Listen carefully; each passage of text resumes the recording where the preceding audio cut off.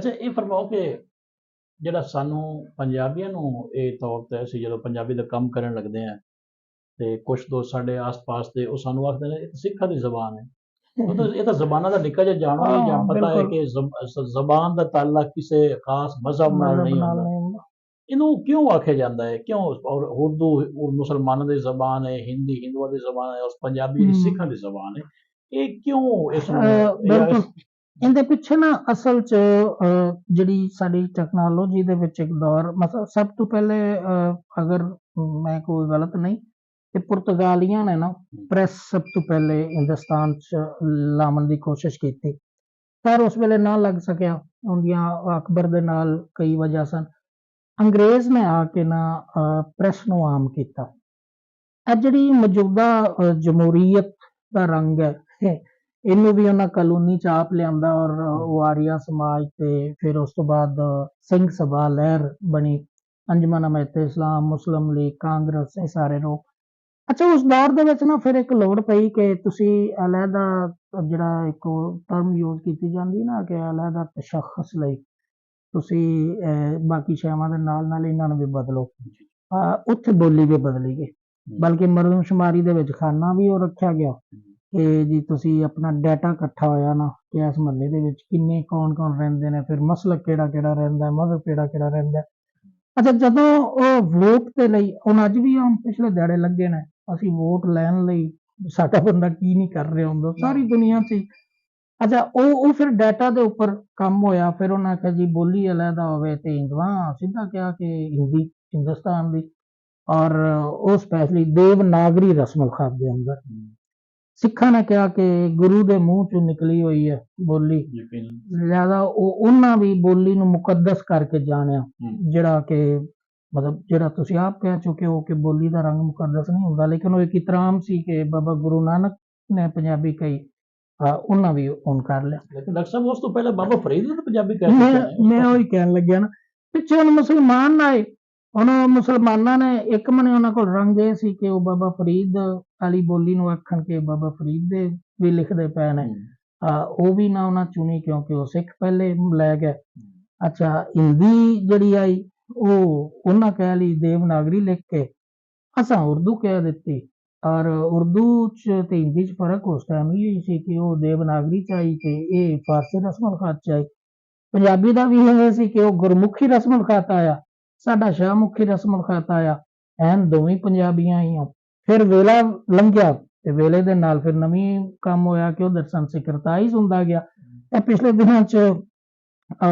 ਮੈਂ ਇੱਕ ਤਨਕੀਦ ਦੀ ਕਿਤਾਬ ਕੀਤੀ ਸੀ ਤੁਹਾਨੂੰ ਵੀ ਪੇਸ਼ ਕੀਤੀ ਤੁਸੀਂ ਉਹ ਪਹਿਲਾ ਬੰਦਾ ਸੀ ਕੀ ਉਹਨਾਂ ਦਾ ਨਾਮ ਸੀ ਸੰਤ ਸਿੰਘ ਸੇਖੋ ਜਿਨ੍ਹਾਂ ਨੇ ਪੰਜਾਬੀ ਤਨਕੀਦ ਨੂੰ ਜਾਂ ਪੰਜਾਬੀ ਬੋਲੀ ਨੂੰ ਸੰਸਕ੍ਰਿਤਾਈਜ਼ ਕੀਤਾ ਅੱਛਾ ਇੰਨਾ ਔਖਾ ਹੋਣਾ ਪੈਂਦਾ ਕਿਸੇ ਵੀ ਆਮ ਬੰਦੇ ਨੂੰ ਉਹ ਤਨਕੀਦ ਪੜ੍ਹਨ ਲਈ ਮੈਂ ਨਾ ਇੱਕ ਇੱਕ ਲਾਈਨ ਦੇ ਵਿੱਚ ਨਾ ਚਾਰ ਚਾਰ ਲਫ਼ਜ਼ ਐਸੇ ਨੇ ਜਿਹੜੇ ਬਿਲਕੁਲ ਸੰਸਕ੍ਰਿਤ ਦੇ ਉਸ ਕਿਤਾਬ ਨੂੰ ਕਰਨ ਦੇ ਲਈ ਉਹਦੇ 'ਤੇ ਕੰਮ ਕਰਨ ਦੇ ਲਈ ਮੇਰੇ ਕੋਲ ਦੋ ਰਾਹ ਆਏ ਕਿ ਇੱਕ ਤੁਹਾਨੂੰ ਮੈਂ ਬਿਲਕੁਲ ਸਾਡੇ ਵਾਲੇ ਲਫ਼ਜ਼ ਜਿਹੜੀ ਸਾਡੀ ਵਰਤੋਂ 'ਚ ਆਏ ਉਹਨੂੰ ਲਿਆਓ ਲੇਕਿਨ ਫਿਕਰੇ ਦੀ ਉਹ ਸਾਰੀ ਨਾ ਸਾਰਾ ਹੀ ਸਤਿਆਨਾਸ਼ ਹੁੰਦਾ ਸੀ ਜੋ ਕਹਿਣਾ ਚਾਹੁੰਦੇ ਸਨ ਦੂਜਾ ਸੀ ਕਿ ਮੈਂ ਨਾਲ ਨਾਲ ਉਹਨਾਂ ਦੇ ਮਾਣੇ ਦਿੱਤੇ ਲੇਕਿਨ ਉਹ ਆਮ ਬੰਦਾ ਮਤਲਬ ਇੱਕ ਬੰਦਾ ਉੱਥੇ ਬੈਠਾ ਉਹ ਵੀ ਪੰਜਾਬੀ ਬੋਲਦਾ ਪਿਆ ਇੱਕ ਬੰਦਾ ਸਾਡੇ ਕੋਲ ਬੈਠਾ ਇੱਥੇ ਸਾਡੇ ਕੋਲ ਫਿਰ ਅਰਬੀ ਫਾਰਸੀ ਤੇ ਇਹ ਅਸਰ ਵੱਧਦਾ ਗਿਆ ਉਧਰ ਸੰਸਕ੍ਰਿਤ ਨੂੰ ਜਾਣਬੁੱਝ ਕੇ ਪਾਇਆ ਗਿਆ ਲਿਆਦਾ ਉਹ ਇੱਕ ਜਿਹੜੀ ਆਜ਼ਾਦੀ ਦੀ ਜਾਂ ਵੰਡ ਦੀ ਇੱਕ ਲਕੀਰ ਸੀ ਤੇ ਪਰਾਂ ਤੇ ਉਰਾਂ ਬੈਠਾ ਹੋਇਆ ਬੰਦਾ ਕਹਾਣੀ ਤਾਂ ਅੱਜ ਵੀ ਨਾਵਲ ਤੇ ਆਪਣਾ ਮਤਲਬ ਫਿਕਸ਼ਨ ਪੜ੍ਹ ਲੈਂਦਾ ਲੇਕਿਨ ਕ੍ਰਿਟਿਸਿਜ਼ਮ ਦੀ ਹਾਲਤ ਇਹ ਹੋ ਗਈ ਹੈ ਕਿ ਸਾਨੂੰ ਕਹਿੰਦਾ ਨਾ ਮੈਂ ਦੋਹਰਾ ਹੋ ਜਾਂਦਾ ਬਲਕਿ ਚੌੜਾ ਹੋਣਾ ਪੈ ਜਾਂਦਾ ਡਾਕਟਰ ਸਾਹਿਬ ਇਸ ਤੇ ਅਸੀਂ ਗੁਫ਼ਤਗੂ ਅਲੱਗਾ ਕਰਾਂਗੇ ਕਿ ਜਿਹੜੀ ਤੁਸੀਂ ਸੰਤ ਸੇਖੋ ਦੀ ਕਿਤਾਬ ਮੁਰਤਬ ਕੀਤੀ ਹੈ ਔਰ ਹੁਣ ਵੀ ਤੁਹਾਡੀ ਇੱਕ ਕਹਾਣੀਆਂ ਦੀ ਚੋਣ ਜਿਹੜੀ ਹੈ ਉਹ ਗੁਰਮੁਖੀ ਸਕ੍ਰਿਪਟ ਦੇ ਵਿੱਚ ਇੰਡੀਆ ਤੋਂ ਛਪ ਚੁੱਕੀ ਉਸ ਵਾਸਤੇ ਤੁਹਾਨੂੰ ਵਧਾਈ ਵੀ ਹੋਵੇ ਫਿਰ ਉਸ ਤੇ ਵੀ ਗੱਲ ਕਰਾਂਗੇ ਸਾਡੀ ਜਿਹੜੀ ਚੂੰਕਿ ਕੁਐਸਚਨ ਹੋਰ ਸਾਈਡ ਤੇ ਜਾ ਰਿਹਾ ਸੀ ਉਸ ਨੂੰ ਥੋੜੇ ਸਮੇਟ ਕੇ ਲੈਣੇ ਆ ਇੱਕ ਅਜੀਬ ਜਿਹਾ ਸਵਾਲ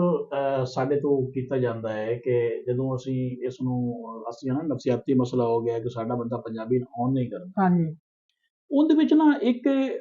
ਮਾਂ ਜਿਹੜੀ ਹੈ ਉਹਨੂੰ ਇਹ ਸ਼ਾਇਦ ਇਹ ਵੀ ਸਮਝ ਆਉਂਦੀ ਹੈ ਕਿ ਪੰਜਾਬੀ ਜਿਹੜੀ ਹੈ ਇਹ ਗੈਰ ਮੁਹੱਜ਼ਬ ਜ਼ਬਾਨ ਹੈ।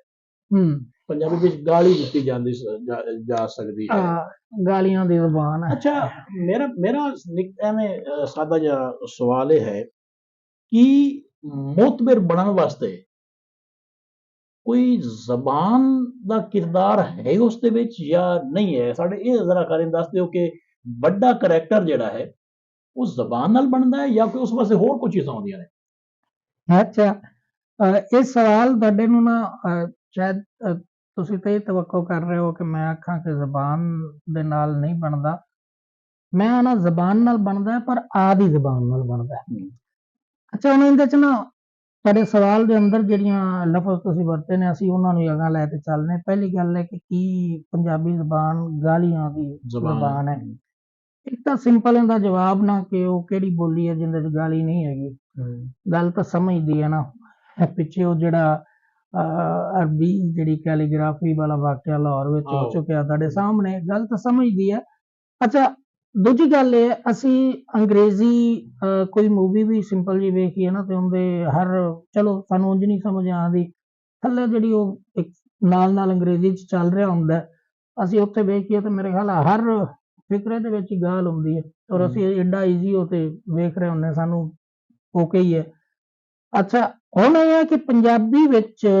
ਗਾਲੀ ਤੁਹਾਨੂੰ ਗਾਲੀ ਲੱਗਦੀ ਕਿਉਂ ਹੈ? ਇਹਨੂੰ ਮੈਂ ਕਹਿੰਦਾ ਇਹੋ ਤਾਂ ਜ਼ਬਾਨ ਦੀ ਤਾਕਤ ਹੈ। ਗਾਲੀ ਹੈ ਕੀ? ਪਹਿਲੇ ਸਾਨੂੰ ਇਹਦੇ ਉੱਤੇ ਗੌਰ ਕਰਨ ਦੀ ਲੋੜ ਹੈ। ਗਾਲੀ ਹੈ ਤੁਹਾਡੇ ਜਜ਼ਬੇ ਦਾ ਇਜ਼ਹਾਰ, ਗੁੱਸੇ ਦਾ ਇੱਕ ਤਾਕਤਵਰ ਇਜ਼ਹਾਰ। ਹੁਣ ਡਾਕਟਰ ਸਾਹਿਬ ਇਸ ਤੋਂ ਵੀ ਅਸੀਂ ਆਖ ਸਕਦੇ ਹਾਂ ਕਿ ਪੰਜਾਬੀ ਲੜ ਕੇ ਜਿੱਤਣ ਤੱਕ ਦੋ ਚਾਰ ਚੰਗੀਆਂ ਗਾਲਾਂ ਨਾ ਦੇ ਬੰਦਾ ਗੁੱਸਾ ਠੰਡਾ ਨਹੀਂ ਹੁੰਦਾ। ਅੱਛਾ, ਨਹੀਂ ਮੈਂ ਉਹੀ ਪਿਆ ਨਾ ਵੀ ਗਾਲ ਸਾਰੇ ਦਿੰਦੇ ਨੇ, ਗਾਲ ਜਿਹੜਾ ਹੈ ਨਾ ਉਹ ਹੋਣੀ ਨਹੀਂ ਚਾਹੀਦੀ, ਲੇਕਿਨ ਮੈਂ ਤੁਹਾਨੂੰ ਅਸਲ ਚ ਗਾਲ ਦੇ ਪਿੱਛੇ ਦੀ ਉਹ ਜਿਹੜੀ ਨਫਸਿਆਤੀ ਇਲਾਜਕ ਹੈ ਨਾ ਉੱਥੇ ਆਉਣਾ ਚਾਹਣਾ। ਤੁਸੀਂ ਵੀ ਜ਼ਿੰਦਗੀ ਚ ਕਦੇ ਹੁੰਦਾ ਹੀ ਹੈ ਨਾ ਕਿ ਬੰਦਾ ਲੜਦਾ ਹੋਇਆ ਗੁੱਸੇ ਚ ਹੁੰਦਾ, ਦੋ ਅਮਲ ਕੇ ਰੋਂਦਾ ਬੰਦਾ ਉਸਲੇ ਜਿਸਲੇ ਤੁਹਾਡੇ ਕੋਲ ਲਫ਼ਜ਼ ਮੁੱਕ ਜਾਣ। ਮੇਰੇ ਤੇ ਵੀ ਵਾਕਿਆ ਹੈ, ਸਾਰਿਆਂ ਤੇ ਆਉਣ ਦਿਨ ਹੁੰਦਾ ਇਹ ਹੈ ਕਿ ਬੰਦਾ ਪਹਿਲੇ ਗੁੱਸੇ ਚ ਹੁੰਦਾ, ਪਹਿਲੇ ਨਾਰਮਲ ਬੋਲ ਰਿਹਾ ਹੁੰਦਾ, ਮੁੜ ਥੋੜਾ ਜਿਹਾ ਤੇਜ਼ ਬੋਲਣਾ ਸ਼ੁਰੂ ਕਰ ਦਿੰਦਾ, ਮੁੜ ਲਫ਼ਜ਼ ਨਾ ਅੜਨੇ ਸ਼ੁਰੂ ਹੋ ਜਾਂਦੇ ਨੇ। ਅੱਛਾ, ਜਿਸਲੇ ਅੜਨੇ ਸ਼ੁਰੂ ਹੁੰਦੇ ਨਾ ਤੇ ਇਹਦਾ ਮਤਲਬ ਹੈ ਕਿ ਰੌਲਾ ਇਹ ਹੈ ਕਿ ਇਮੋਸ਼ਨਸ ਵੱਧਦੇ ਪਏ ਨੇ ਤੇ ਜਿਹੜਾ ਅਲਫਾਜ਼ ਹੈ ਨਾ ਉਹ ਕਿੰਨਾ ਤੱਕ ਧਾਰਾ ਚਾਲ ਹੈ ਉਦੋਂ ਬਾਅਦ ਘਟਨੇ ਸ਼ੁਰੂ ਹੋ ਗਏ ਨੇ ਤੇ ਹੁਣ ਇਮੋਸ਼ਨਸ ਨਾਲ ਫਸਣੇ ਸ਼ੁਰੂ ਹੋ ਜਾਂਦੇ ਨੇ, ਲਫ਼ਜ਼ ਅੜਦੇ ਪਏ ਨੇ ਔਰ ਛੇਕੜ ਤੇ ਲਫ਼ਜ਼ ਮੁੱਕ ਗਏ ਤੇ ਅੱਖਾਂ ਚੋਂ ਇੰਝ ਉੱਡ ਪਈਆਂ। ਅੱਛਾ, ਹੁਣ ਤੇਰਾ ਖਾਰਸਿਸ ਲੈਣਾ ਨਾ ਗਾਲੀ ਦੇ, ਗਾਲੀ ਜਿਸਲੇ ਕੋਈ ਬੰਦਾ ਆਦੀ ਬੋਲੀ ਚ ਕੋਈ ਵੀ ਗਾਲ ਕੱਢਦਾ ਪਿਆ ਹੁੰਦਾ ਨਾ,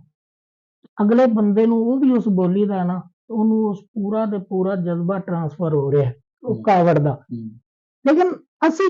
ਉਹਨੂੰ ਕਿਉਂ ਚੁਣਦੇ ਪਏ? ਅਸੀਂ ਇਹ ਵੀ ਤਾਂ ਚੁਣ ਸਕਦੇ ਹਾਂ ਕਿ ਜਦੋਂ ਪਿਆਰ ਦਾ ਜਜ਼ਬਾ ਪੰਜਾਬੀ ਦੇ ਵਿੱਚ ਕਨਵੇ ਕੀਤਾ ਜਾਂਦਾ ਹੈ ਕਿ ਜਿੱਡੇ ਤਗੜੇ ਤਰੀਕੇ ਨਾਲ ਉਹ ਉੱਪੜਦਾ ਉਹ ਵੀ ਕਿਸੇ ਦੂਜੀ ਬੋਲੀ ਚ ਨਹੀਂ ਉੱਪੜਦਾ। ਜਜ਼ਬਾ ਦੋਵੇਂ ਨਾ ਬਹੁਤ ਗੁੱਸੇ ਦਾ ਤੇ ਬੜੇ ਪਿਆਰ ਦਾ। ਹੁਣ ਬੜੇ ਪਿਆਰ ਵਾਲਾ ਵੀ ਮਦਰ ਲੈਂਗੁਏਜ ਚ ਤਗੜਾ ਹੈ, ਜੇ ਬੜੇ ਗੁੱਸੇ ਵਾਲਾ ਤਗੜਾ ਹੈ ਤੇ ਬੋਲੀਆਂ ਦੀ ਤਾਕਤ ਹੁੰਦੀ ਹੈ ਕਿ ਉਹ ਜਜ਼ਬੇ ਨੂੰ ਪੂਰਾ ਮਾਨੀ ਨੂੰ ਦੇ ਅੱਗੇ ਚੱਲ ਕੇ।